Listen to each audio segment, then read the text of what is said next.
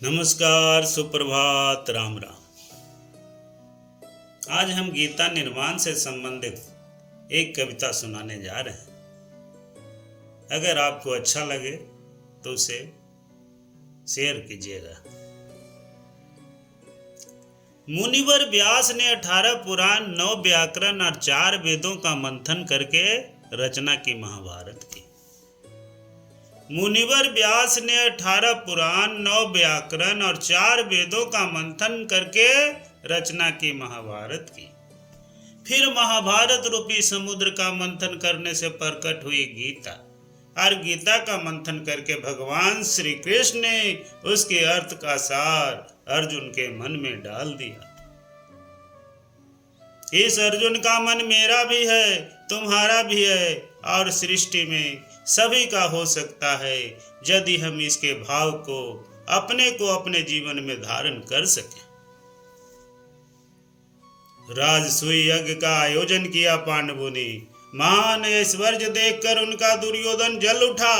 तब शकुनी मामा से मिलकर उसने रचा एक षड्यंत्र। जान युधिष्ठिर की लत को जुए का भेजा निमंत्रण। चाल चली शकुनी ने जिसे कोई न भांप सका। लूट गया सारा राजपाट, द्रौपदी भी लूटा बैठा। समझाया बुझाया व्यर्थ गया, हठ पर दुर्योधन अडिग रहा। निश्चय हुआ वनवास का, एक जाल बुना हुआ षड्यंत्र रचा। 12 वर्ष वनवास दिया, न केवल युधिष्ठिर, नकुल, भीम, अर्जुन, सहदेव, बल्कि द्रौपदी को भी वनवास मिला। शर्त 13वें वर्ष की और भी कठिन थी। करना था अज्ञातवास, न खोज सके कोई, न खबर लगे किसी की, तब जाकर राज मिलेगा।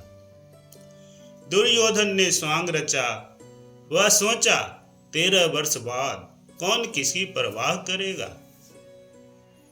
कष्ट झेलते बीता वनवास, अज्ञातवास का न भेद खुला।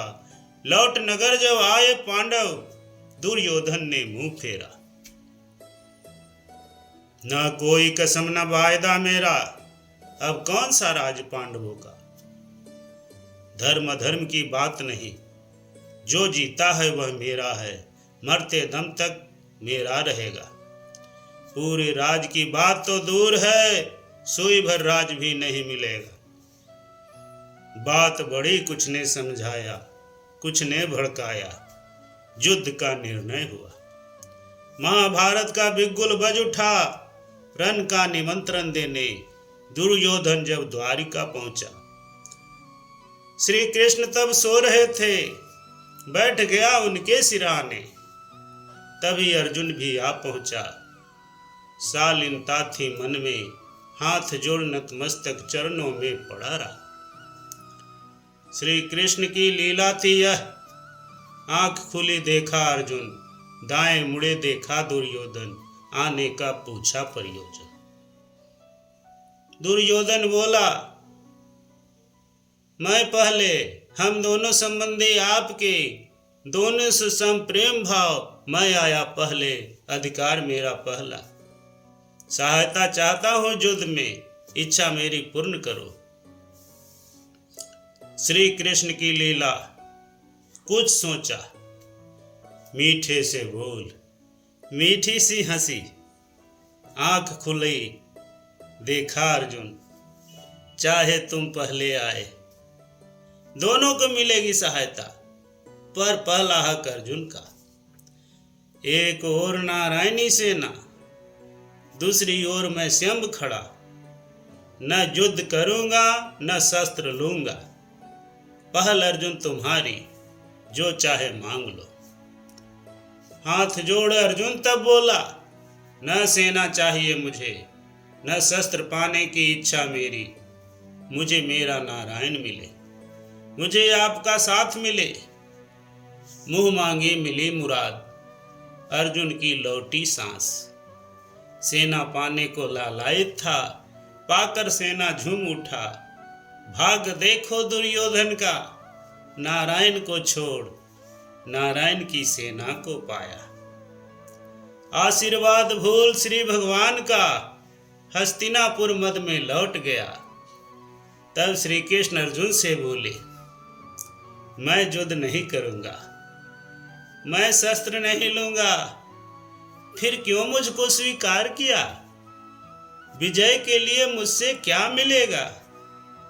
नतमस्तक हो तब अर्जुन बोला, तुम सर्व पालनहार, तुम सबके रक्षक, नारायण सारथी मुझे मिला, उद्धार मेरा स्वयं होगा।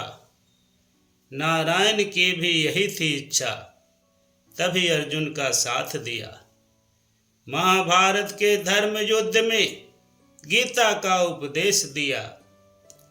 जो होनी है वह अवश्य होगी, होनी को न कोई टाल सकेगा। इस सर्वनाश को होना है, कोई इसको न रोक सकेगा। अधर्म का नाश अब होगा, धर्म की विजय होगी, धर्म का रक्षक अब राज करेगा। बोले ऋषि वेद व्यास राजा धृतराष्ट्र से, दे सकता हूं तुम्हें दिव्य दृष्टि, युद्ध देख सको श्यम नेत्रों से। दे सकता हूं तुम्हें दिव्य दृष्टि, जो देख सको श्यम नेत्रों से।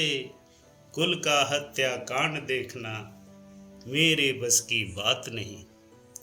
हाँ जिज्ञासा है सुनने की, प्रदान करो ऋषिवर दिव्य दृष्टि संजय को। तथास्तु कह ज्योति दी संजय को और बोले।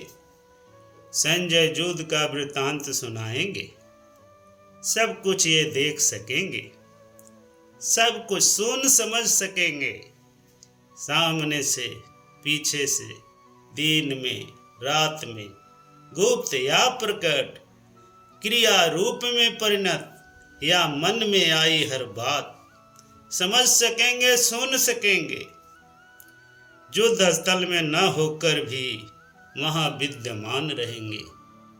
शस्त्र न कोई छू पाएगा, कष्ट न कोई हो पाएगा। लो अब सारा वृतांत सुनो, गीता का तुम उपदेश सुनो, अपना लो इसका नियम, कर लो जीवन कर्मयुक्त, कर लो जीवन सरलतम, कर लो जीवन सरलतम, कर लो जीवन सरलतम।